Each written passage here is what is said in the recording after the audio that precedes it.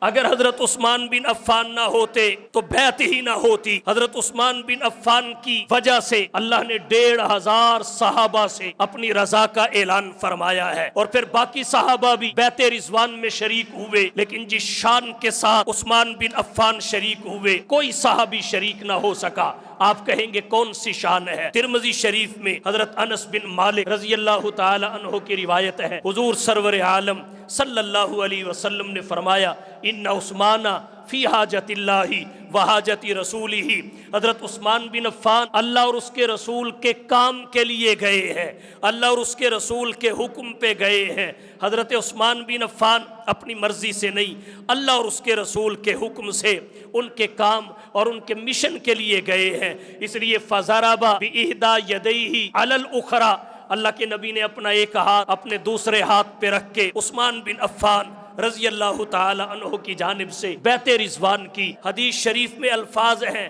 فَكَانَتْ يَدُ رَسُولِ اللَّهِ لِعُثْمَانَ خَيْرًا مِّنْ أَيْدِيهِمْ لِأَنفُسِهِمْ، باقی صحابہ نے اپنے ہاتھ کو رکھ کے اپنی طرف سے بیعت کی، لیکن عثمان بن عفان کے لیے نبی کا ہاتھ نبی کے ہاتھ پہ آیا، اور نبی کا ہاتھ سب ہاتھوں سے بہتر ہے، اس لیے عثمان کی بیعت سب بیعت کرنے والوں کی بیعت سے بہتر۔